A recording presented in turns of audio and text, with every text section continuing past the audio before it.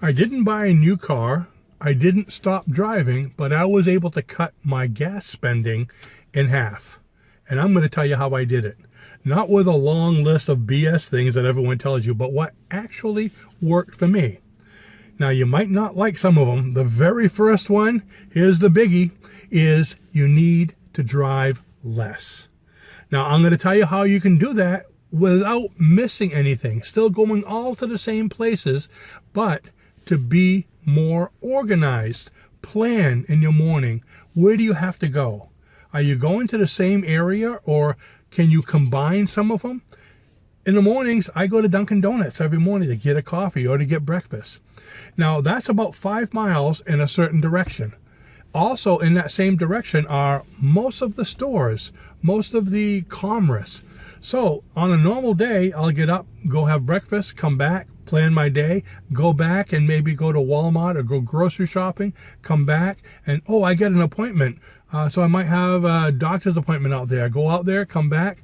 I've been there sometimes 3 or 4 times in the same day when I could have just gone to Dunkin' Donuts, gone grocery shopping, gone to my doctor's appointment, done all of them at the same time. So that one idea can save you anywhere from 30 to 60% on your gas bill. So that alone can make a big difference in your wallet. Next, and here's a big one for a lot of you guys out there, stop aggressive driving. Aggressive driving, jackrabbit, takeoffs, slamming on your brakes instead of coasting. All those things use so much gas. You're sitting at the red light. You know what I mean? You're sitting at a red light and there's somebody beside you and you're looking. And Lucas saying, Rainey, don't. And all of a sudden, and you take off because you want to be the first one at the next light. Well, you have to wait and everyone else catches up, okay? But just in doing that, you can waste from 20 to 40% of your gas. It's a big waste. You know, the funny thing is we accelerate to get there. You got to be, it's all in your head because half the time the car next to you doesn't even know that you're trying to race them. But when that little light goes off to tell you that you're getting out of gas and you only got like maybe 20 miles left, you notice how when you get to a red light there, you take off very slowly, you drive calmly, you don't accelerate, there's no jackrabbit starts until you get to the gas station because you don't want to be walking. You see the difference? We all know we're wasting gas, but we still, we still do it. So to save a lot of money on gas, drive evenly, okay? I have a little eco thing, another little light. We got a lot of lights on the dashboard.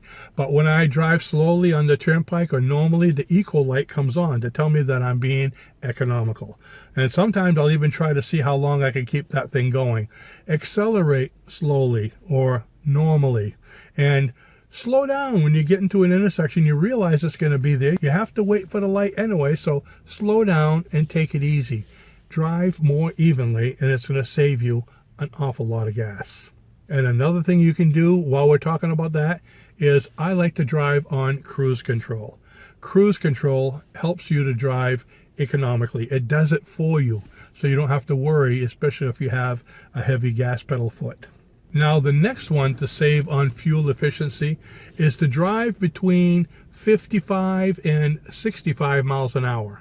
Why is that? Because a lot of people don't know, but once you hit 70 miles an hour, your gas efficiency drops like crazy. You're burning an awful lot more gas. Now, the speed limits up here in Maine, I don't know about your area, but the speed limits are only 70 miles an hour. And that doesn't mean you have to go 70 miles an hour. That means that's the maximum, okay? So if you can keep driving, I put it at cruise control at 70, but keep it on cruise control and don't go really fast. It can save you up to 10 to 20% on your gas mileage.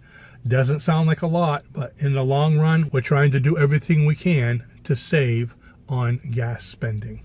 Now, here's another one. It's a smaller one, but it can make a difference. When's the last time that you checked your tire pressure? Having underinflated tires causes a lot more resistance and can cost you more in gas. So making sure maybe once a month, make sure your tires are inflated to the right amount will probably save you as much as 10 to 20% on your gas spending. So it's a little bit, but like I said, every little bit helps. And this next one, I'm guilty of this one quite a bit, is to stop idling. Okay, right now I'm in a mall, as you can see, and Raluca went into Aldi. Brand new Aldi just opened up, and she wanted to go shopping there. So I like to do recording in the car or just sitting and reading in the car.